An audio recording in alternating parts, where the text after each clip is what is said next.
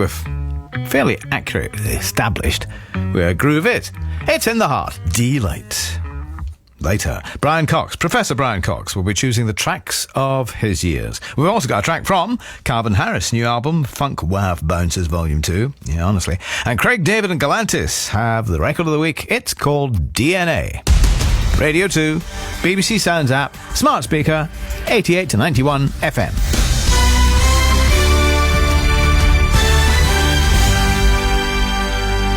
BBC News at 10 o'clock. This is Justine Green. Police hunting the gunman who killed a 9-year-old girl at her home in Liverpool have been given the name of a suspect by two different sources. Olivia Pratt-Corbell was fatally shot by a man who chased his intended target, a 35-year-old man, into her home on Monday night. The Merseyside Police and Crime Commissioner, Emily Spurrell, says she's hopeful people will continue giving information. The vast majority of people, they want to help, they want to share information, they're desperate to find who did this and anything that can be helpful, they want to do that. Unfortunately, we know there probably is a contingent who won't come forward. They've yet to come forward and take responsibility for what they've done. It might be that you didn't intend for this to happen. Somebody has to come forward and take responsibility for what is just an absolutely awful tragedy. People in Ukraine are marking the country's Independence Day amid tight security measures because of fears of renewed Russian strikes. President Volodymyr Zelensky has warned people to follow the safety rules while marking the occasion. Russia's Defence Minister Sergei Shoigu has said Moscow is doing everything it can to avoid civilian casualties, which he says is slowing down Russia's advance. Our correspondent Ugo Bechega is in Kiev.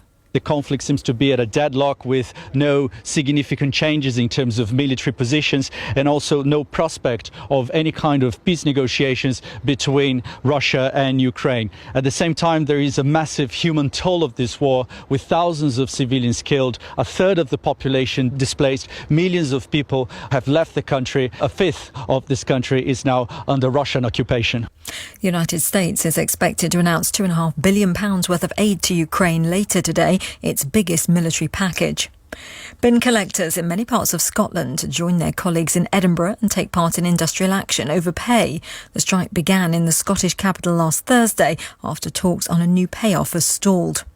A hosepipe ban has come into force for millions of customers of Thames Water in the south of England. 5 other water companies have already brought in similar action. Those who break the rules risk a fine of up to £1,000.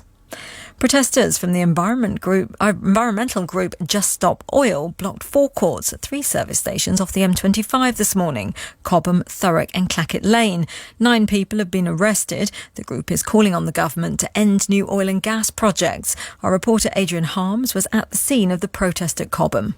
Police officers were squirting some sort of a substance out of a syringe under the hands of the protesters and then very slowly peeling their hands away off of the concrete. With that, they were put into a van. So the protest is over. It was fairly chaotic here for a while, in the police presence, which was pretty considerable. There were 18 officers here at one stage.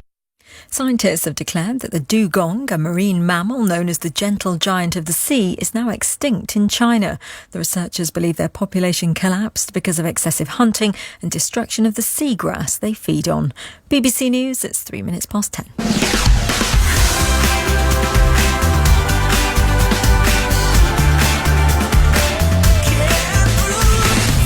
Listen live on the BBC Sounds app.